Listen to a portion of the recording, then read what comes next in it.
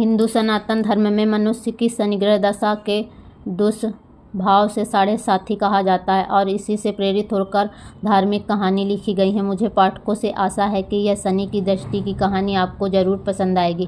काजल नाम की एक लड़की अपने पति के साथ एक अपार्टमेंट में रहती थी। काजल का पति राहुल एक सॉफ्टवेयर कंपनी में टीम लीडर के पद पर था। राहुल बचपन से ही बहुत आध्यात्मिक था, लेकिन उसके उलट उसकी पत्नी काजल बिल्कुल नास्तिक थी। वह ज़्यादातर रंगीन दुनिया में जीने की चाहत रखती थी, जिसे वह आज के हिसाब से सही समझती थी। हालांकि इस बात को लेकर दोनों के बीच में कभी भी कोई अनबन नहीं थी। दोनों अपने जीवन में बहुत खुश थे। एक दिन सुबह सुबह राहुल टीवी में धार्मिक कार्यक्रम देख रहा था, जिसमें साढ़े साथी काल के बारे में बताया जा रहा था। उसी समय काजल चाय नाश्ता लेकर आती है और राहुल के बगल में बैठकर चाय पीने लगती है और थोड़ी ही देर में वह राहुल से चाय पीते हुए कहती है, क्या सुबह से बोर कर रहे हो? और उसी समय टीवी का रिमोट उठाकर चैनल बदल देती है। राहुल को काजल का बर्ताव अच्छा नहीं लगता। वह काजल से कहता है, क्या तुम साढ़े साथी की महादशा के बारे में कुछ जानती हो?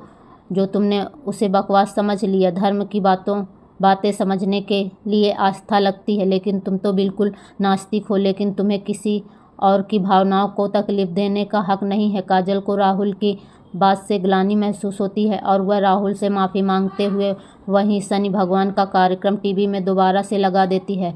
राहुल काजल से बहुत प्यार करता था। वह मुस्कुराते हुए कहता है, अरे कोई बात नहीं, चलो आज शनि मंदिर चलते हैं। वैसे काजल को मंदिर जाने में कोई दिलचस्पी नहीं है, लेकिन वह राहुल का दिल रखने के लिए मंदिर जाने को तैयार हो जाती है। दोनों एक साथ बाइक में मंदिर पहुंच जाते हैं। मंदिर के आसपास बहुत सी छोटी छोटी दुकानें लगी होती हैं। दुकानों में भक्त अपनी अपनी पसंद की चीज़ें खरीद रहे होते हैं। राहुल प्रसाद खरीद कर मंदिर की तरफ चलने लगता है। वहीं सीढ़ियों पर एक बाबा काले कपड़े पहने हुए बैठे थे। राहुल उनके कटोरे में कुछ पैसे डाल देता है और काजल के साथ मंदिर चला जाता है। मंदिर में शनि भगवान के दर्शन करने के बाद पुजारी से प्रसाद लेकर दोनों सीढ़ियों के नीचे उतरने लगते हैं और जैसे ही वह नीचे जाते हैं, वहीं बाबा काजल को देखकर कहते हैं, बेटी अपना ध्यान रखना। काजल बाबा को प्रणाम करके राहुल के साथ घर आ जाती है। दरअसल बाबा बहुत तेजस्वी थे। उन्होंने काजल को देखते ही महसूस कर लिया था कि उनके ऊपर शनि की दृष्टि पड़ चुकी है, जिससे उसका साढ़े साथी शुरू हो चुका है और उसके जीवन में संकट के बादल घिर गए हैं। काजल के घर पहुंचते ही उसके सर में दर्द होने लगता है। काजल राहुल से कहती है, आप थोड़ा मेरे लिए चाय बना लीजिए, मेरे सर में बहुत दर्द है। राहुल काजल के लिए चाय बना कर ले आता है। राहुल को ऑफिस जाना होता है, इसलिए वह तैयार होकर जल्दी निकल जाता है। काजल घर के काम खत्म करके दोपहर को सो जाती है। शाम को राहुल अपने ऑफिस से घर आता है। काजल तब तक सो रही होती है। राहुल काफ़ी देर तक दरवाज़ा खटखटाता है, लेकिन काजल गहरी नींद में थी। उसे दरवाजे में किसी की आहट सुनाई नहीं दे रही थी। राहुल काजल को फ़ोन लगाता है। फ़ोन की घंटी सुनकर काजल अचानक नींद से जाग जाती है और जैसे ही उसे पता चलता है कि राहुल दरवाजे पर खड़ा है, वह जल्दी से जाकर दरवाज़ा खोलती है। राहुल काजल से प्यार से पूछता है, क्या कर रही थी? इतना टाइम क्यों लग गया? काजल आंख मीचते हुए कहती है, पता नहीं कैसे इतनी ज़्यादा नींद लग गई कि आपकी आवाज़ ही सुनाई नहीं दी। राहुल अपना सामान रखकर बाथरूम में फ्रेश होने चला जाता है। उसी समय राहुल के मोबाइल में एक मैसेज आता है।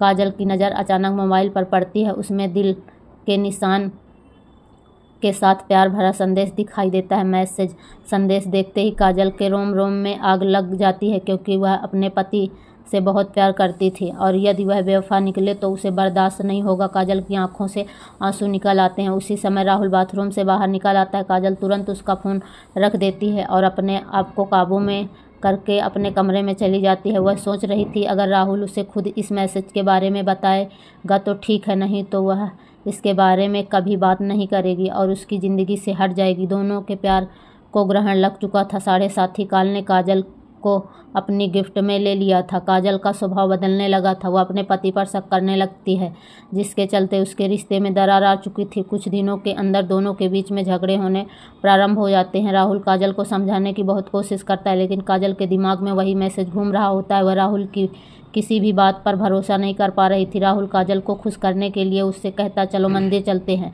और वहीं से बाजार घूमने चलेंगे, आज कुछ कपड़े खरीदते हैं। लेकिन काजल गुस्से में वहां से उठकर चली जाती है। राहुल अकेले ही मंदिर चला जाता है। राहुल को दोबारा वही बाबा मंदिर की सीढ़ियों में फिर से दिखाई देते हैं।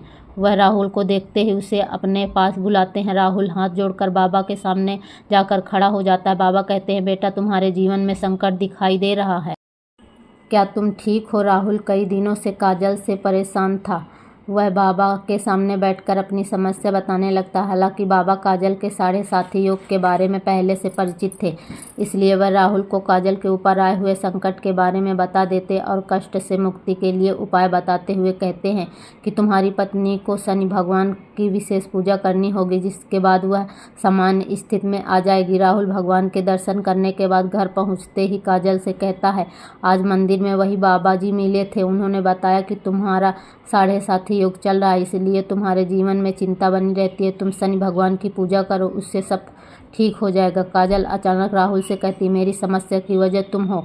राहुल पूछता है कैसे, लेकिन काजल बात को यहाँ वहाँ घुमा देती है। राहुल काजल को इस बार जोर देते हुए कहता है कि हर शनिवार को तुम शनि भगवान की पूजा शुरू कर दो, लेकिन काजल राहुल को मना कर देती है और गुस्से में कहती है, तुम मुझे किसी काम के लिए मजबूर मत करो, मैं इन सब बातों पर विश्वास नहीं करती। राहुल को समझ में नहीं आ रहा था कि वह अपनी पत्नी को शनि के प्रकोप से कैसे बचाए। वह दोबारा मंदिर की तरफ जाता है और बाबा को ढूंढने लगता है, लेकिन बाबा वहां से जा चुके होते हैं और वह अगले हफ्ते यानी अगले शनिवार ही यहाँ आएंगे। राहुल के पास जब तक का वक्त नहीं था, क्योंकि वह समझ चुका था कि अगर यह सब ठीक नहीं हुआ तो काजल और उसका रिश्ता टूट जाएगा। वह काजल से बहुत प्यार करता था, वह उसके बिना जीने की कल्पना भी नहीं कर सकता था। राहुल मंदिर में पुजारी जी से बाबा के बारे में जानकारी लेता है, लेकिन पुजारी जी को बाबा के बारे में कुछ पता नहीं था। वह कहते हैं, बेटा मैं यहाँ सुबह से आता हूँ, लेकिन मैंने आज तक किसी बाबा को सीढ़ियों में बैठे नहीं देखा, पता नहीं तुम किसकी बात कर रहे हो। राहुल को ताजुब होता है, क्योंकि वह 2 बार बाबा से मिल चुका था। वह शनि भगवान के सामने हाथ जोड़ कहता है, प्रभु मुझे बाबा से मिलना है। और इतना कहते ही राहुल मंदिर से नीचे उतरने लगता है। अचानक सीढ़ियों में उसके सामने बाबा प्रकट हो जाते हैं और उसे एक शनि भगवान की मूर्ति देते हैं और कहते हैं, इसे अपने घर में रख लेना और इन्हें तेल से स्नान कराना, तुम्हारा कल्याण होगा। और इतना कहते ही बाबा अचानक राहुल के सामने से ओझल हो जाते हैं। राहुल को समझ आ जाता है कि यह कोई साधारण बाबा नहीं बल्कि तेजस्वी आत्मा है। राहुल अपने घर पहुंचकर शनि भगवान की मूर्ति स्थापित कर देता है। राहुल जैसे ही वह मूर्ति को तेल से स्नान कराता है, काजल पीछे से आकर जोर जोर से चिल्लाने लगती है और कहती है, खुद चरित्रहीन होकर ये ढोंग मत करो, अपनी गलती छुपाने के लिए तुम शनि भगवान का सहारा ले रहे हो।